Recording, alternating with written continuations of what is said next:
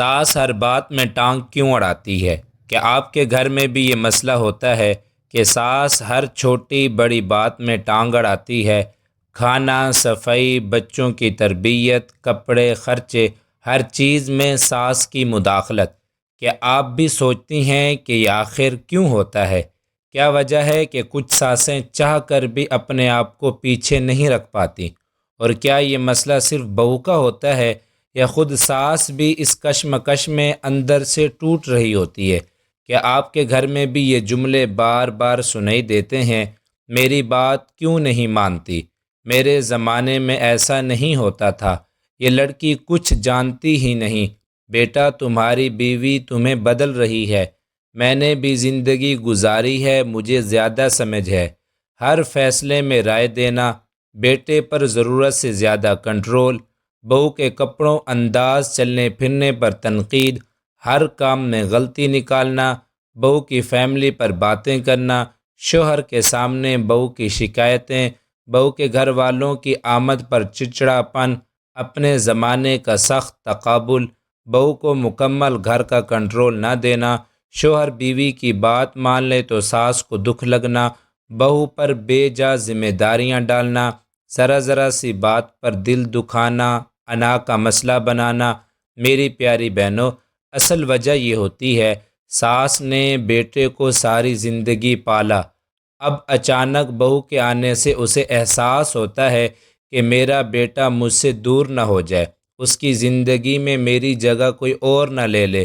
یہ خوف ساس کو ہر بات میں مداخلت پر مجبور کرتا ہے۔ ایک وقت میں ساس گھر کی ملکہ تھی، فیصلے اس کے، سسٹم اس کا، طریقہ اس کا۔ اب اگر بہو آ جائے تو اندر سے ایک سوال اٹھتا ہے، میری اہمیت ختم تو نہیں ہو رہی؟ یہی خوف ساس کو ٹوک ٹوک کر اپنی جگہ برقرار رکھنے پر مجبور کرتا ہے۔ ساس کی نیت بری نہیں ہوتی، لیکن الفاظ سخت ہوتے ہیں۔ ساس کہتی ہے یہ ایسے نہیں ہوتا، بہو سنتی ہے تم غلط ہو۔ یہی غلط فہمیاں ٹانگ اڑانے کا نام بن جاتی ہیں۔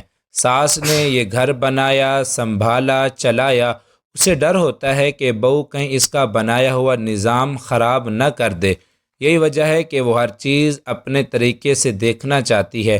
بیٹے پر حد سے زیادہ اختیار کی وجہ سے کچھ ساسیں یہ حقیقت قبول نہیں کر پاتی کہ بیٹا اب شوہر بھی ہے، صرف بیٹا نہیں۔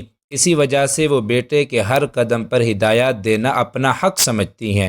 بہت سی ساسوں کے ذہن میں یہ وہم ہوتا ہے کہ بہو بیٹے کو اپنی طرف کر لے گی، ماں کو نظر انداز کروا دے گی۔ یہ وہم ہر کام میں مداخلت کو جنم دیتا ہے۔ اب ان سب مسائل کو کیسے سنبھالا جائے؟ اس کا بہترین حل: نمبر 1، ساس کو عزت دیں، وہ خود بخود نرم ہو جائے گی۔ ساس کا دل عزت کے بغیر نہیں جیتا جا سکتا۔ اسے یہ احساس دیں کہ وہ گھر کی سینئر ہے، اس کا تجربہ قیمتی ہے، اس کی رائے اہم ہے۔ امی، آپ کے ہاتھ کا ذائقہ کوئی نہیں بنا سکتا۔ امی، آپ سے مشورہ کر لوں، آپ کا تجربہ بڑا ہے۔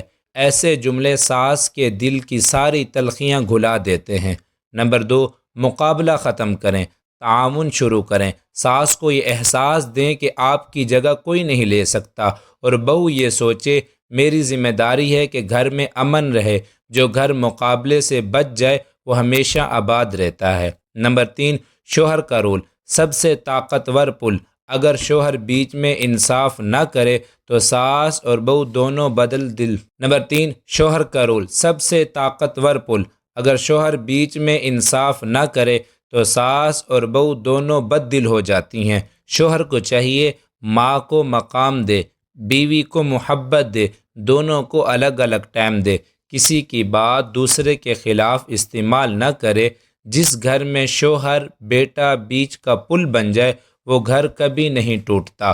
نمبر 4، ساس کے لیے بہو کو بیٹی نہ سمجھے، انسان تو سمجھے۔ بہو سے بیٹی جیسی محبت فوراً نہیں ہوتی، لیکن اسے انسان سمجھ لیا جائے، اس کے جذبات کا خیال کر لیا جائے تو گھر پرسکون ہو جاتا ہے۔ نمبر 5، بہو کے لیے ساس کی عمر اور جذبات کو سمجھے۔ ساس کی سختی کے پیچھے تجربہ، تھکن، تنہائی، حساسیت سب شامل ہوتا ہے۔ اگر بہو احترام دے دے تو ساس کی 80% سختیاں ختم ہو جاتی ہیں۔ نمبر 6، گفتگو کا طریقہ بدل دیں، گھر بدل جائے گا۔ ساس اور بہو دونوں ایک اصول ذہن میں رکھیں، سخت لہجہ تو سخت دل، نرم لہجہ تو نرم دل۔ صرف لہجہ بدلنے سے بھی گھر کی آدھی آگ بجھ جاتی ہے۔ نمبر 7، سنت نبی صلی اللہ علیہ وسلم ہے، نرمی درگزر احسان، اس کا نتیجہ ہمیشہ ایک ہی ہوتا ہے، دل مل جاتے ہیں، گھر جنت بن جاتا ہے۔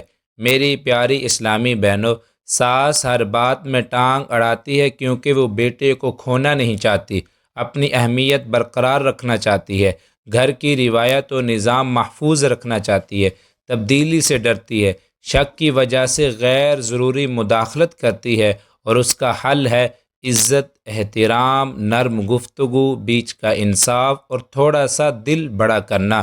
جتنا کوئی دل بڑا کرتا ہے اتنا اللہ اس کے گھر میں سکون بڑھا دیتا ہے۔